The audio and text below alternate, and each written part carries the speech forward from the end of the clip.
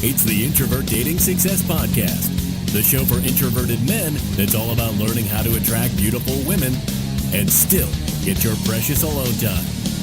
And now, here's your host, dating coach and fellow introvert, Harry Wilmington. What up, IDS Mob? Welcome to the Introvert Dating Success Show. I'm your host, as always, Harry Wilmington. I normally do this show in the mornings on Mondays, Wednesdays, and Fridays, but I had some stuff to handle this morning, and there was a question I really wanted to get to, and I said, you know what? I'm going to do a night show, so let's get into it. So there was a guy whose question I had answered on a previous show, and he had written me about a woman that he had connected with and talked to, and he had noticed that she had gone quiet and wasn't reaching out to him to try to ask for a date. So I had suggested to him that good chances are she was waiting for him to actually ask him out. And so he needed to just reach out to her again and ask her out and then see how things go from there. So that guy wrote me back with an update and then another question that I feel is very important to answer because he made some key mistakes that as a younger dater back in the day, I myself also made. And at the time, I did not have insights on why those things were actually mistakes. And so I figure I'm a little bit older. I've learned a lot of stuff. And so if I can help anybody that's younger than me get a jump on what right things to do and what things are messing them up, then it's all for the better. So I'm going to read this guy's question bit by bit. I'll stop along the way and answer some various questions and add some insights. And it goes a little something like this. So he writes, "Hey, coach, I took your advice that you gave me the last time I asked you a question. I overcame my fear and ended up asking the girl out. And she said yes. I was very elated that things were progressing and especially quite proud that I was able to bite the bullet and put my fears aside. Thanks to your advice and encouragement." Well, I appreciate that. You know, it can be very, very hard to not be so afraid to just reach out to a woman because rejection is hard. Like if you reach out to a woman and she rejects you, I know it's the worst feeling in the world. It can make you feel like all this effort was for naught, or what did you do wrong? And so just being able to get over that hump in the future, as you ask more girls out, because I assure you, you'll ask more women out besides this one, it'll get easier to want to just ask for that date versus trying to wait for them. And women in the dance of dating, they want to feel desired and they want to know that the guy actually wants them. And part of that is you being the person to ask them out. Now, women that are very highly interested will obviously ask you out as well. And you can determine if you want to take those dates or not, but you definitely want to be showing on your end that you want her by asking her out. So far, that part was great. And now we get to the mistakes. So he says, unfortunately, she had to cancel.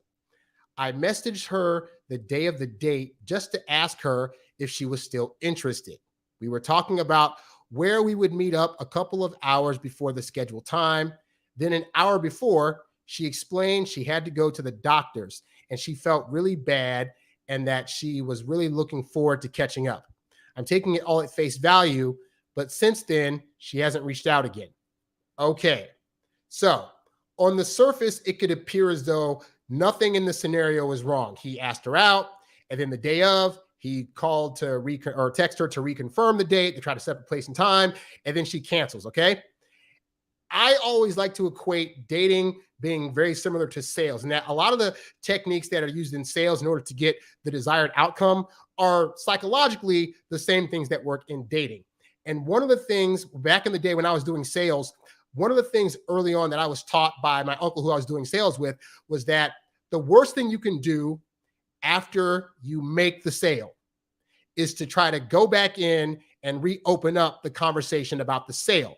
Because what happens is in their mind, it now reopens up their thought process of, do I actually want to do this thing? Do I want to buy this product? Or in the case of a date, do I really want to do this date?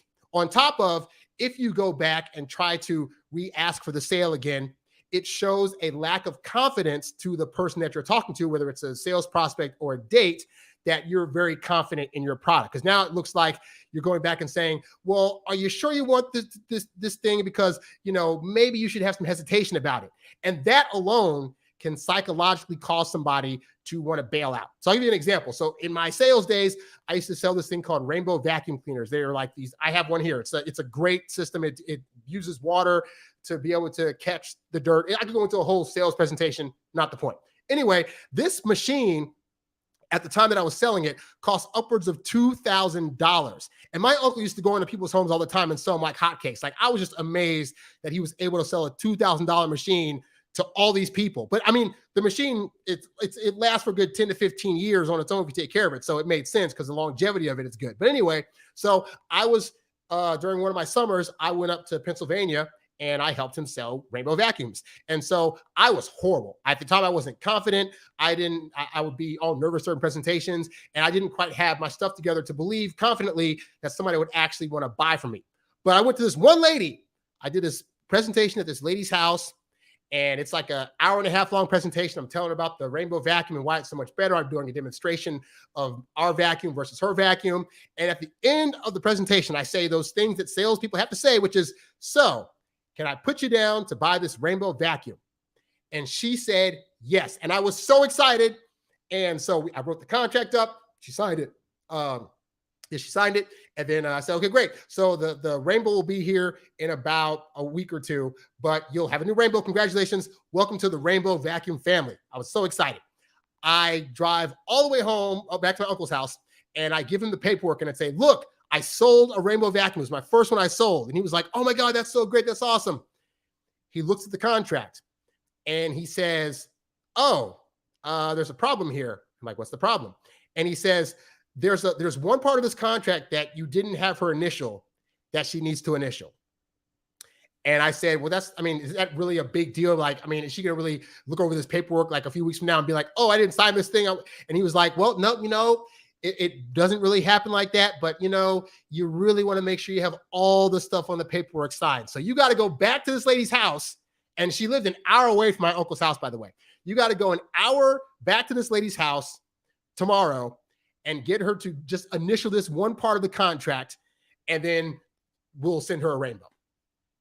I said, okay, great. No problem. I mean, what's the big deal? Like, she already said she's going to say yes to the rainbow and she's already agreed to buy it.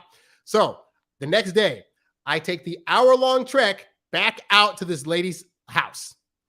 I go to her door. I knock on the door. She opens it up. And I say, hey, I know I was here yesterday. I forgot to have you sign this one part of the paper. I need you to sign it. So she initials on it. She does the initials. I say, great. Thanks a lot. Your rainbow will be here in a week. Have a great day. I get in the car. I drive an hour back to my uncle's house. By the time I get back to my uncle's house, I go into the house and he says to me, well, the lady canceled. And I said, what? And he said, yes, the lady canceled the sale. And I said, but she just said yesterday she was going to get it. And I just went to her house today and she signed off. She said she was going to get the rainbow. And he said, well, it's like I said, when you go back in and you have to remind them of this thing that they just did. She made a decision on a $2,000 machine and had made it. But when you went back there, it made her start to have to rethink about if she wanted to do that. And now she has buyer's remorse. And so I was really upset because the commission on those things was huge. I would have made like $300-400. And now I just made zero, all because I went back basically trying to reconfirm a sale with her. That lesson, though, carried on into my dating life, because I also found when I was doing dating that the majority of the time when I would ask women out, if I were to try to call them the day of and remind them about the date, try to make the definitive plans for the date to make sure that we actually knew where we're going, to make sure that she actually wanted to still do the thing, most of those women would cancel the date. And then I found when I stopped doing that and I would ask women out, I'd say like 85 to 90% of the time when I did not call or text to reconfirm a date, they'd keep the date. So given my experience of that, what do you think I'm going to do? Am I going to try to call and confirm or text and confirm dates when most of those women are canceling? Or am I going to not do that and continue to get most dates that are going to be women that are going to stick to the date? And so that's what I found, is that you cannot make the mistake of getting a woman to agree to a date thinking that you can just call her later or text her later to figure out all the details. You cannot do that, because psychologically, even a woman that was interested in wanting to see you, she might suddenly think subconsciously, he's calling to reconfirm. Why is he doing that? Does he not think he's good enough for this date? Is he really like a freaky guy? Maybe he's not used to like women actually keeping dates, but why aren't those other women keeping dates? Should I then not keep the date with him? What excuse can I now come up with to be able to get out of this date? Okay. And so when you're making dates, gentlemen, if she says yes to the date, you're asking her out should be a phone call, because text exchanges, it's too much having to wait for her to respond. And then you start getting these kind of thoughts about, does she really want to go on a date with me? You start getting hurt feelings or butt hurt. And then you're trying to text her to be like, well, we don't have to go if you don't want to, or I really do want to. Like, make it a phone call. I know we're in the age of texting and Snapchatting, all that stuff. Make it a friggin' phone call, because most of the guys aren't doing that. So if nothing else, you'll stand out. But when you call her, you say, hey, I want to take you out. She says yes. And you say, great. So you need to already have the place you want to take her to. You need to have 2 or 3 days that would work for you, and then ask if they work for her. So you could say, hey, I'm available like Monday or Wednesday. Let me know which one works better for you. And she can tell you, oh, I'm busy Monday, but Wednesday at work. You say, great. Let's go to this place at this time. I can either meet you there or pick you up. Let her decide which one she wants to do, and then say, great. So this is confirmed. Unless something comes up, I will see you at the time that we agreed upon on the day of the date. And that's it. So the day of the date comes, you don't text to reconfirm. You don't call to make sure things are going to be happening. No, you were showing her early on that you were a man of your word. If you made a date at a certain day and time, that's when you're going to show up. Now, if she chooses not to show up, then that's on her and how she feels about herself as a woman and being able to lie to guys or whatever. But I have found also, interestingly enough, that when I wasn't the one that was reconfirming dates, most women actually aren't used to that. Most women are used to guys trying to call to reconfirm and all this other stuff. But when you don't do that, now you stand out to her, because she's thinking, he's not calling me, texting me. Is this still on? Am I good enough for him because he's not calling me? Did he change his mind? Do I need to now reach out to him to see if the date's on? And you know, as a guy, you're not canceling the date, but she is so used to probably canceling dates that she's going to think you might do it if she doesn't hear from you. So then she'll reach out to you. And if she's reaching out to you, she can't be canceling the date, because like I always say, if she's chasing you, she can't be replacing you. If she's reaching out to you to ask if a date is still on, then she cannot be getting rid of you or thinking of an excuse to not see you. Okay. So this is why it is a mistake to reconfirm dates. Continuing. And he says also, he said that he's taking it at face value, because she said that she had to go to the doctors. Okay. So I wrote this guy before I did this show. I wrote the guy in the comments and I said, okay, so she said she had to go to the doctors. What time was your date scheduled for? And he said, the date was scheduled for 8 p.m. And then I asked, so she had to go to she had to cancel the date because she had to go to the doctor's office at 8 p.m. And I believe his answer was, that's what she said. That's what she said. That's what she said. So I looked up on Yahoo. I just typed in doctor's office hours. The majority of doctor's offices, outside of if you have to go to the doctor for like an emergency, or you go to a hospital for that kind of stuff, but for like a regular doctor's appointment, most doctor's offices are open from like 8 or 9 in the morning until around 5 or 6 at night.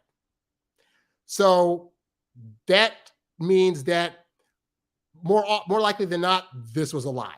Like, she was not going to the doctor's office at 8 p.m. at night. What was happening was, again, he was confident when he asked her out, but he didn't set plans. So then he hits her up and say, hey, so are you still interested? Which is a very insecure thing for a guy to ask, and women can pick up on that even subconsciously. So at the point where you ask that, she's thinking now he's not that confident. He must not be bold enough to think that I would just show up for the date that I agreed upon. So maybe this guy's now not worth going out with, and now I got to figure out an excuse. And women are very good at recognizing the things that men don't understand about women. One of those being, hey, maybe a woman's doctor's office does stay open until 8 o'clock. Maybe he'll fall for that, because we're not going to look it up. We're not going to look up if a OBGYN or a regular doctor is going to stay open that late. Like, we're just going to take the woman's word at face value, because we don't think that she would ever lie to us. Women lie to guys all the time, especially when it comes to trying to get out of dates. They will think of a plethora of excuses if they've suddenly changed their mind, because they don't want to come out and hurt your feelings by saying, you know what, I'm actually not interested anymore. And honestly, most women don't even recognize like why it is that they suddenly became disinterested. Like, for all we know, she was interested before you try to reconfirm the date. And then when you reconfirmed, she was like suddenly not feeling it. And most women don't study this stuff like I do, so they might not even understand psychologically what it is about that action you did that made her suddenly change her mind about the date. All she knows is now she's not feeling it and she's got to bail. And you can tell if she's really bailing on you by the simple fact of this. Women that cancel dates with you that are still interested in you will always try to set up an alternative day. So if she was actually legit interested, she would have said, oh my gosh, I can't go because I realized I had this doctor's appointment. I totally forgot about it. But hey, I'm still free to go on like Tuesday or Thursday. Would either of those days work as a makeup day?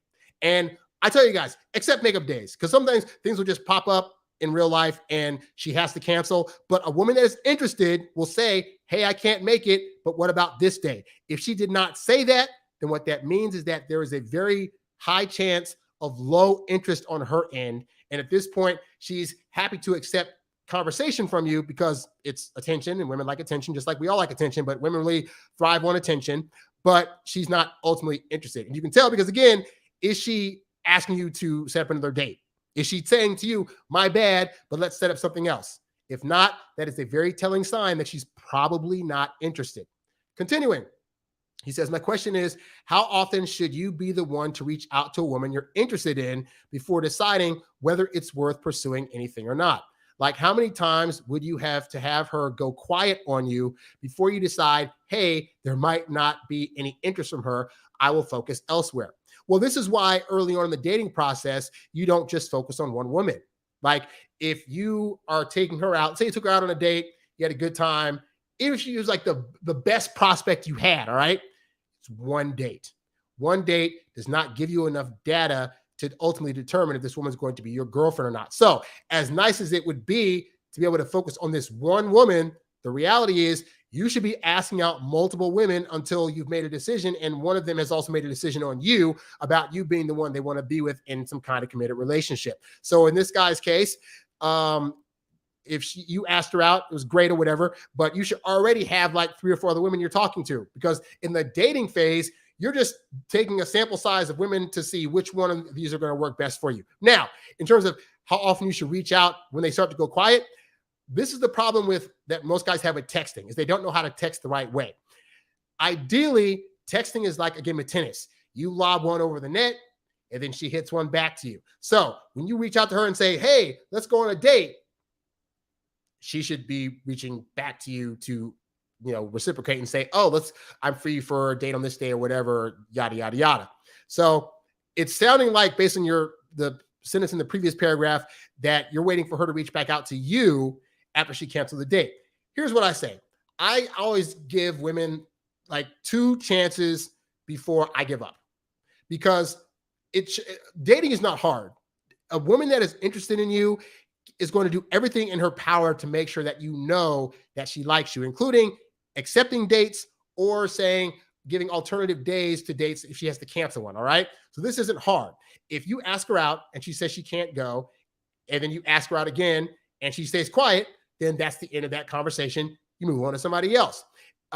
If you reach out to her and you're texting and you're texting back and forth, and then it starts to go quiet, sometimes women will go quiet on a guy just to test him to see how he'll react if she suddenly just goes away. Because a lot of guys, if women have the experience of a guy texting her and then she's busy and can't answer for like 2 hours, and then the guy gets all antsy, hey, why aren't you answering me? What's going on? And it shows his insecurity. It shows him being jealous or trying to be potentially possessive. And then she knows, oh, see, this is why I wasn't responding back subconsciously, because I need to see this. I need to see his reaction.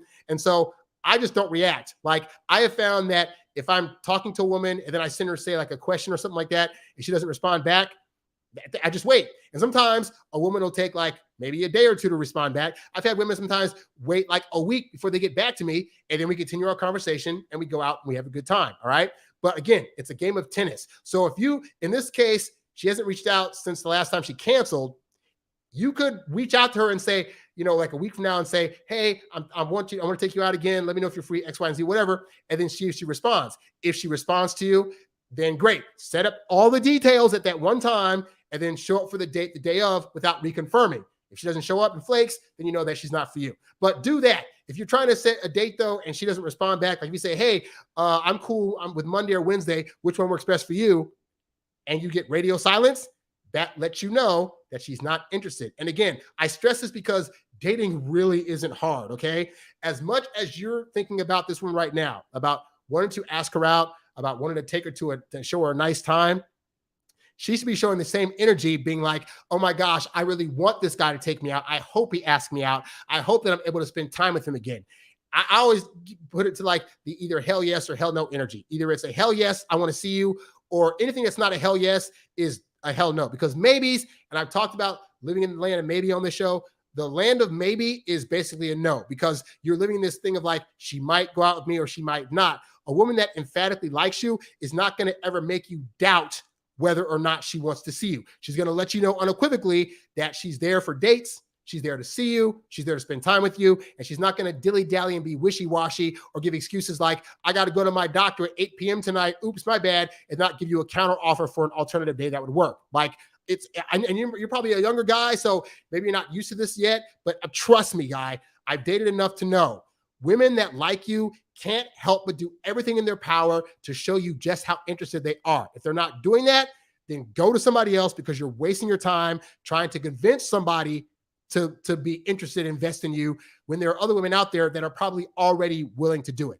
All right. So hopefully this helps you out. And if you need more help on this kind of stuff, you can go to introvertdatingsuccess.com, sign up for some of my free programs, get my ebooks, and sign up for my one-on-one coaching as well. All right.